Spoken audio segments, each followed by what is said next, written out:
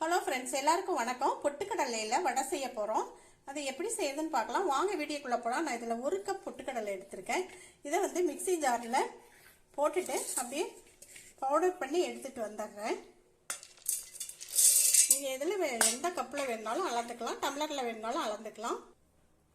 மிக்சியில் போட்டு அரைச்சி எடுத்துகிட்டு வந்துட்டேன். பாருங்க, கொஞ்சம் லைட்டாக நரன்னு இருக்குது. இது கூட சோள மாவு 2 ஸ்பூன் சேர்க்கிறேன். வெங்காயம் சின்னதாக கட் பண்ணி 1 சேர்த்துருக்கேன். பச்சை மிளகாய் சின்னதாக 2 சேர்த்துருக்கேன். பொடியாக நறுக்கின கருவேப்பிலை, பொடியாக நறுக்கின கொத்தமல்லி தழை,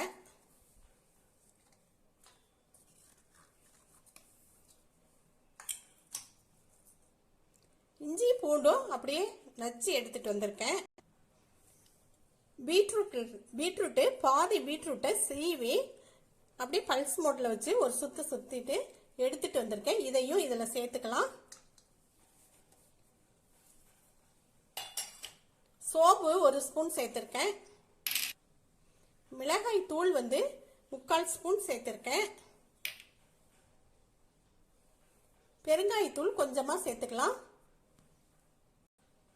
சால்ட்டு இதுக்கு தேவையான அளவு சேர்த்துக்கலாம். எல்லாத்தையும் ஒன்றா நல்லா பிசைஞ்சு விட்டுறலாம். பீட்ரூட்டு வேண்டான்னு சொல்கிற பிள்ளைங்க கூட இப்படி செஞ்சு கொடுத்தா சாப்பிடுவாங்க. இன்னும் பொட்டுக்கடலை அதிகமாக சேர்த்திங்கன்னா நல்ல பெரிய பீட்ரூட்டாகவே சீவி போட்டுக்கலாம்.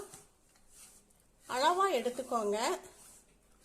காரம் அதுக்கு தகுந்த மாதிரி சேர்த்துக்கிட்டிங்கன்னா ரொம்பவே நல்லாவே இருக்கும். டேஸ்ட்டு அந்த அளவுக்கு இனிப்பு இருக்காது.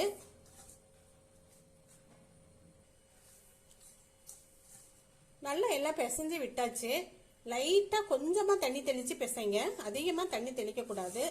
கொல கொலன்னு ஆயிரும். தட்டுறதுக்கு நல்லா இருக்காது.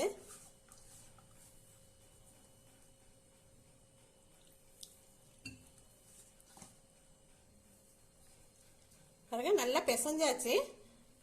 இப்போ எண்ணெயாவது தண்ணியாவது தொட்டுட்டு அப்படியே உருட்டி தேவையான சைஸில் உருட்டி எடுத்து வச்சிடலாம். இப்படி உருட்டி எடுத்து வச்ச பின்னாடி ஸ்டவ்வில் ஒரு கடாய் எடுத்து எண்ணெயை ஊற்றி வச்சிடலாம். எண்ணெயும் சூடாயிடுச்சு. பாருங்க, இந்த உருண்டையை எடுத்து இப்படியே ஒரு அழுத்தம் கொடுத்துட்டு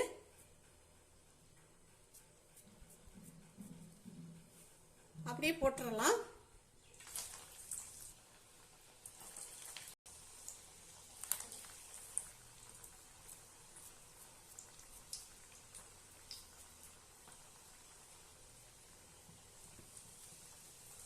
வேகட்டும். ஒரு சைடு வெந்துருச்சு. இப்போ திருப்பி போட்டுடலாம். ஸ்டவ்வை மீடியமாகவே வச்சுக்கோங்க. எண்ணெய் சூடான பின்னாடி குறைவாக வச்சுருங்க.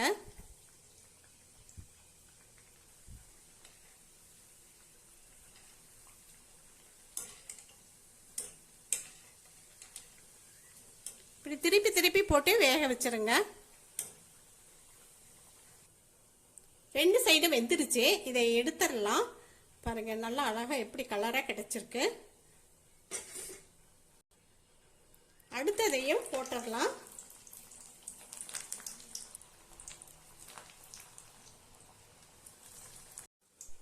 இதுவும் வெந்துருச்சுங்க. இதையும் ஸ்டவ் ஆஃப் பண்ணிட்டு இதை எடுத்துடலாம். நல்லா சூப்பரா பொட்டுக்கடலை பீட்ரூட்டு வடை ரெடி ஆயிடுச்சு. வீட்டுக்கு யாராவது வந்துட்டா என்ன பேசிட்டு இருந்தீங்க, உடனே வடையை கொண்டு வந்துட்டீங்க அப்படின்னு கேட்குற அளவுக்கு இது இருக்குங்க. நல்ல டேஸ்டாகவும் இருக்கும். குழந்தைங்களும் ஸ்கூல் விட்டு வர்றதுக்குள்ளார இதை வீட்டில் இருக்கிற பொருளை வச்சு நல்லா செஞ்சிடலாம்.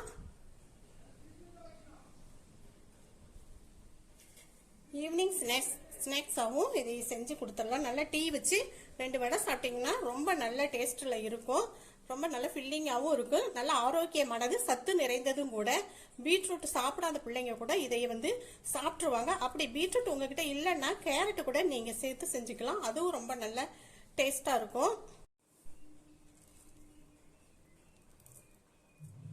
பாருங்க, மேலே நல்ல மொறு மொறுன்னு இருக்கு. உள்ள சாஃப்டாகவும் இருக்கு.